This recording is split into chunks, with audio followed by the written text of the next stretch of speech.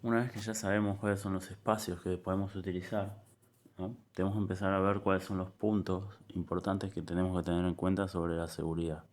El primero, siempre el más importante, es el control de acceso. ¿Qué significa? No se puede acceder a un lugar donde existen servidores, sino que eso debe ser controlado. Hay dos formas básicas de controlar. Uno es, por ejemplo, con el tipo de llaves o códigos. ¿Qué pasa con la llave o código? Es válido. Bien, si no tenés la llave no puedes entrar. Pero ¿qué puede suceder? Si yo hago una copia de la llave, se lo doy a otra persona, esa persona va a poder entrar cuando quiera. Si yo genero un código y le doy ese código a otra persona, esa persona va a poder entrar cuando quiera. ¿Debería compartir el código a la llave? No, no se debería, pero se puede hacer. Ahora, ¿cómo podemos evitar que pase eso, que se compartan las cosas? Bueno, nunca vamos a poder evitarlo, pero sí, si por ejemplo pasamos a otro punto de vista, otro enfoque, podemos empezar a utilizar tarjetas o información biométrica. ¿Qué significa tener una tarjeta? Tener una tarjeta significa que es como una llave en la cual yo paso por una cerradura digital y me deja pasar. Y ustedes dirán, pero es lo mismo. No, no es lo mismo. ¿Por qué? Porque esa tarjeta está a mi nombre. Una llave siempre igual. Y la llave no tiene por qué ser de una persona específica. Puede ser la misma llave para todas las personas. Pero si yo tengo una tarjeta a mi nombre y cuando paso por la puerta, ese sistema puede estar conectado a otro servidor, valga la redundancia, donde guarde la información de quién entró y a qué hora entró. ¿Está bien? Lo mismo que pasa cuando guarda la información de quién salió. ¿Qué sucede con eso? Si yo utilizo este sistema, lo que voy a finalmente lograr es que las personas no quieran compartir las tarjetas, o sobre todo si tienen desconfianza de quién va a utilizarla. ¿Por qué?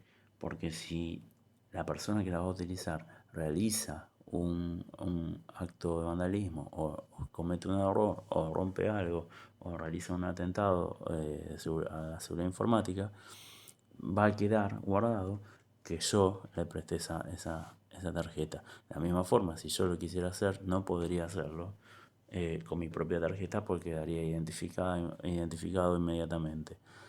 Eh, otro, otro, otro punto importante es tratar de tener varias puertas o varias instancias de seguridad. Eso lo habíamos hablado cuando hablábamos de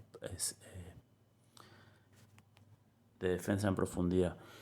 Cuando, cuando queremos acceder, tenemos que tener varios puntos que intenten de evitar que accedamos. Finalmente, lo que siempre se recomienda sobre control de acceso es utilizar cámaras. Las cámaras disuaden a quienes puedan entrar a hacer algún evento. No van a poder evitar, la cámara no puede evitar que vos pases y rompas algo, pero si sabes que te están filmando y eso va a quedar guardado, quizás no lo hagas. El segundo punto muy importante es la refrigeración, ya sea en cualquier lugar donde estén los servidores, ya sea oficina, sala de servidores o data center. El problema de los servidores es que son computadoras que están funcionando constantemente y tienen una gran capacidad de proceso. Si esa capacidad de proceso es utilizada al máximo, lo que nos va a pasar es que va a generar calor. ¿Cuál es el problema? El problema es que las salas de servidores, data center, no deberían estar abiertas, no deberían tener ventanas, porque el polvo o cualquier cosa que entre por esa ventana va dañando los dispositivos, los circuitos o lo que sea. Entonces debería estar cerrado. Si vos tenés un elemento que genera calor en un espacio cerrado y el calor no se va, ese calor se queda en el ambiente y poco a poco va generando más calor. ¿Qué sucede? Los fans, o sea, los ventiladores de los servidores, comienzan a funcionar más rápido. Pero si vos no sacás el calor de la zona donde está, el calor se mantiene y hace que los fans tengan que funcionar más rápido y sean ineficientes. A lo que lleva es a la rotura de los fans y si esto se pone peor, puede llevar al caso de que las computadoras se apaguen o se dañen porque ya no pueden seguir funcionando a esa temperatura. Para evitar eso, obviamente, tenemos que tener sistemas de refrigeración. Y está claro que no nos va a alcanzar con ventiladores. Tienen que hacer sistemas de refrigeración de aire acondicionado. Si nosotros tenemos una sala de servidores, ¿no? Al menos tendríamos que tener dos sistemas de refrigeración independientes. Por dos cuestiones, si fallan o si no alcanza, o si falla uno, al menos podríamos dar refrigeración. Si estamos hablando de un data center, eh, los sistemas de refrigeración son bastante más grandes y se llaman torres de refrigeración y están mantenidos de una forma profesional. ¿Por qué? Porque imagínense que podemos en un data center podemos estar hablando del orden de los 5.000, 10.000 o 20.000 servidores si el data center es grande. Si no es grande, igual de todas formas tenemos que tener un sistema de refrigeración muy grande para poder soportarlo. Es uno de los grandes problemas que tienen los data centers actualmente, es la refrigeración y el costo eléctrico que eso le insume. Si estamos hablando de una oficina, ahí se generan los problemas, porque los servidores son ruidosos y a su vez calientan. Y por ejemplo, en épocas de verano o invernales, la gente no quería utilizar aire acondicionado, haciendo que los servidores funcionen en condiciones no propicias. En esos casos, o sea, es una de las tantas razones por las cuales la oficina no es recomendable para guardar servidores. Cuando uno tiene una sala de servidores o una sala del data center donde se encuentran servidores, uno se va a dar cuenta que la temperatura es bastante baja. ¿Qué significa bastante baja? Está abajo de los 20 grados. Por eso uno siempre dice, si vas al data center, llévate una campera. El tercer punto importante es la provisión eléctrica. Claro, está clarísimo, si se nos corta la electricidad, vamos a pasar, ¿no?, a tener todos nuestros servidores caídos. Hay dos posibles eventos. Uno es donde se corta la electricidad y no vuelve, ¿no?, y los servidores no arrancan. Y otro es donde la electricidad se corta por un tiempo muy corto. Aunque sea un tiempo muy corto, si ese tiempo hace que las computadoras se apaguen porque dejan de tener suministro eléctrico, tienen que volver a encender. Generalmente encender todos los servidores nuevamente trae muchos problemas. Primero porque ustedes sabrán muy bien que cuando una computadora se apaga violentamente, o sea, sin cerrarse bien, pueden sufrir daños. Y en tercero, los servidores o los dispositivos de red o storage generalmente tienen secuencias de inicio en el cual primero tienen que iniciar esto para que inicie correctamente esto.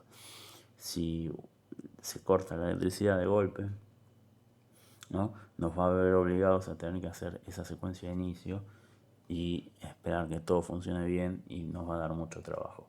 Por lo tanto, lo que hay que hacer siempre es tratar de tener electricidad de forma redundante. ¿Qué pasa? Primero empecemos a hablar. Todas nuestras casas en general llegan una sola fase, pero por el tendido eléctrico pasan tres fases distintas. Todas las empresas o organizaciones que lo pidan y sea aceptable pueden tener el acceso a las tres fases. Obviamente, un lugar donde vas a tener servidores, una sala de servidores, es recomendable que tengan las tres fases. Primero, ¿por qué? Porque el suministro eléctrico de la calle se puede cortar en solo una fase y vos seguirías funcionando sin ningún problema. Segundo, es porque vos podrías dividir las fases dentro de tu sala de servidores o data center para poder realizar mantenimiento eléctrico. ¿Qué significa hacer mantenimiento eléctrico? Que si vos puedas cortar una fase, hacer un mantenimiento, arreglar algo, mejorar algo, mientras la otra fase sigue funcionando. Hay que tener en cuenta que si los servidores o los dispositivos de red son buenos, ¿no?, van a tener fuentes redundantes. ¿Qué significa fuentes redundantes? A diferencia de las PCs que ustedes utilizan, que tienen una sola fuente, puede tener dos, o puede tener más. Algunos dispositivos tienen más. Puede tener dos. ¿Qué significa que tenga dos? Que solamente una sola funciona en teoría, y cuando una de esas se falla o se corta el suministro eléctrico de la fase a la que está conectada, inmediatamente cambia la otra fuente. Eso hace que el servidor nunca se dé cuenta si se le cortó una de las fuentes. Si en el caso de que se rompiera una de las fuentes, lo recomendable es ir rápidamente a cambiarla, porque si no, en el momento que tengas un desperfecto eléctrico, te vas a dar cuenta que se te apagaron todos los servidores que solo estaban funcionando con una fuente bien.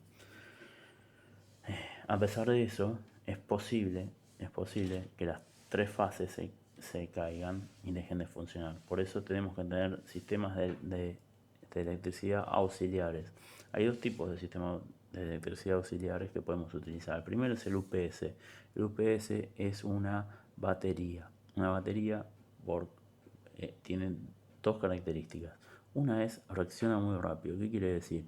Que inmediatamente a través de un circuito eléctrico, inmediatamente cuando detecta una baja de tensión, vuelve a dar suministro, comienza a dar suministro eléctrico, evitando que los servidores se apaguen. Eso es muy importante, puede evitar que los servidores se apaguen. Pero la desventaja, su otra característica, pero que es una desventaja, es que hacer batería, ¿no? Tiene una duración bastante corta. No solo eso, sino que con el consumo enorme que te pueden proveer los servidores, que pueden tener los servidores, esa batería no va a durar mucho. Finalmente, sí o sí necesitamos tener algún tipo de generador eléctrico. Un generador eléctrico es como lo que ustedes conocen, que se pueden encontrar quizás en un negocio o en sus casas, un grupo electrógeno, bueno, en este caso no sería igual, o en algunos casos, si los habrán visto, en las calles cuando hay cortes de luz grandes, que son unos camiones enormes que generan electricidad para varias cuadras o una zona muy grande. Esos son diferentes tipos de generadores eléctricos, sobre todo por el tamaño. Si nosotros tenemos una sala de servidores, tenemos que tener un generador eléctrico adecuado para que nos permita continuar dando servicio y refrigeración. Si nosotros tenemos un data center, deberíamos tener en cuenta tener generadores eléctricos muy grandes, porque en el caso de que fallen, además el data center, muchas veces nosotros alquilamos nuestro espacio a otras empresas, y si nosotros no podemos brindar la electricidad a esas empresas, finalmente vamos a terminar pagando penalidades. En general, una buena opción es combinar los dos, tener un UPS para que evite que se caigan o se rompan los servidores, y luego tener unos generadores en el caso de que el corte de electricidad sea muchísimo más largo. El tercer punto, ya es el cuarto, perdón, el cuarto punto, ¿no?, que tenemos que tener en cuenta, y ya con esto terminamos, es la ubicación y las condiciones de orden de un data center. ¿Qué significa un data center en una sala de servidores? ¿Qué significa la ubicación? Bien, si ustedes tienen un edificio enorme, no pueden poner la sala de servidores en cualquier lado, ¿no? Pues sí pueden hacerlo, pero no es lo recomendable. ¿Lo pondrían a la entrada de su organización, de su edificio? No, habría que ponerlo en un lugar dentro del edificio que no sea muy accesible. Y sobre todo también habría que ponerlo en un lugar, ¿no?, que sea seguro, que no sea inundable, que no sea el lugar más alto del edificio, porque hay que recordar que hay que subir los equipos y quizás no tengamos ascensores suficientemente grandes para hacerlo. Hay que tratar de evitar que sea un lugar caluroso el edificio, porque siempre vamos a estar luchando en contra del calor, ¿no? Pero bueno, en el caso del data center también hay que buscar dónde lo vamos a colocar.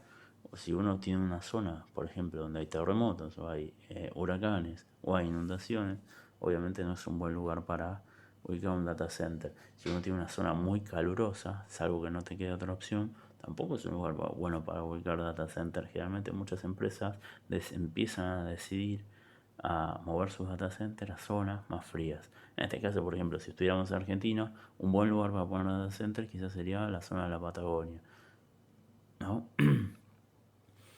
Eh, y sobre todo, al final, también para explicar las condiciones, no solo la ubicación de donde está la sala de servidores o el data center, sino las condiciones de orden. El data center tiene que estar, o la sala de servidores tiene que estar ordenada. Todos los servidores tienen que estar rankeados y no tiene que haber cables circulando por el piso o que se crucen o lo que sea. Eso causaría que desconexiones inesperadas, y después el largo tiempo que lleva a darse cuenta qué es lo que se desconectó. Además, aunque parezca mentira, existe el riesgo de que si los data centers, las salas de servidores, no están correctamente separadas y marcadas, o sea que no sabemos bien qué servidor es cuál, el servidor cuál es cuál, siempre existe la posibilidad, ¿no?, de que haya errores y que una persona quizás quiera acceder a un servidor, acceda a otro, o reinicie un servidor, o apague un servidor que no era el que correspondía. ¿Está bien? Todos estos problemas, ¿no?, llevan a una pérdida de disponibilidad. Claro que si nosotros accedemos a un servidor físicamente, ¿no?, también podemos tener el problema de la disponibilidad o de la integridad.